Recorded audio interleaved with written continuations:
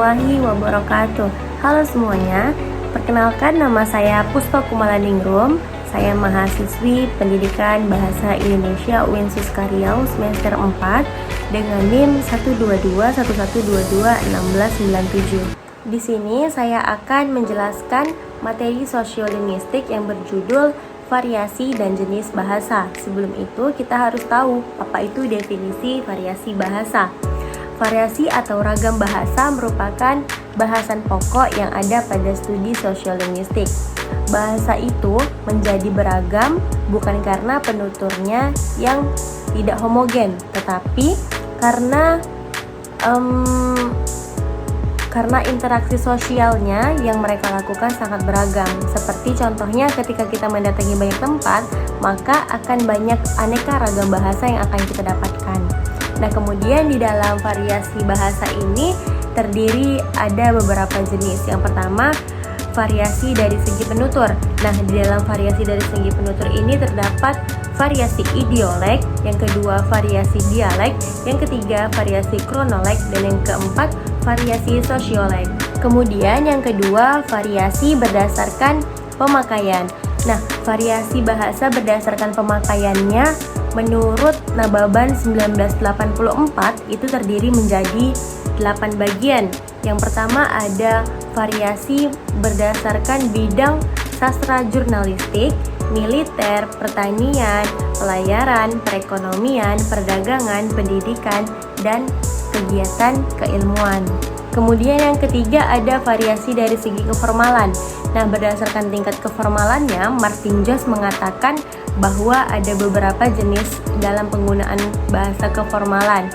Yang pertama ragam beku atau frozen, yang kedua ragam resmi atau formal, yang ketiga ragam usaha atau konsultatif, yang keempat ragam santai atau casual, dan yang kelima ragam akrab atau intimate.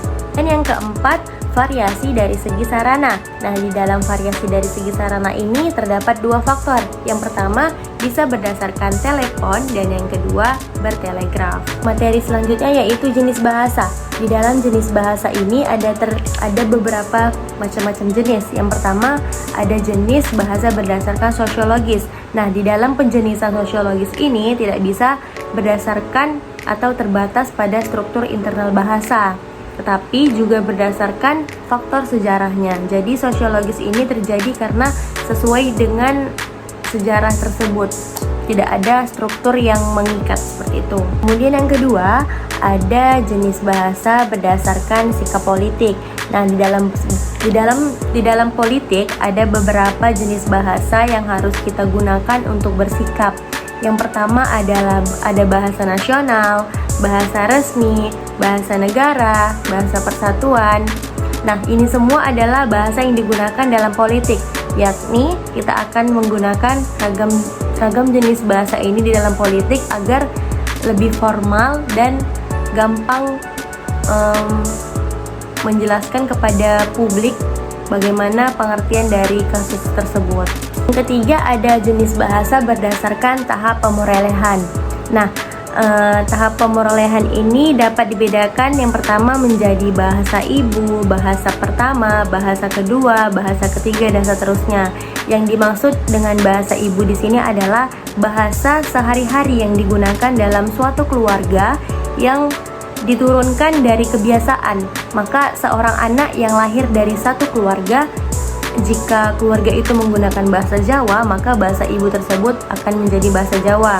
Jika dalam suatu keluarga itu dia mendapatkan bahasa Batak, maka dia akan tumbuh dan memiliki bahasa ibu yaitu bahasa Batak. Begitu seterusnya. Dari jenis tahap pemerolehan ini saya akan mengambil contoh, yaitu contohnya ketika seorang anak yang hidup dalam keluarga Jawa, kemudian dia menggunakan bahasa sehari-hari itu bahasa Jawa.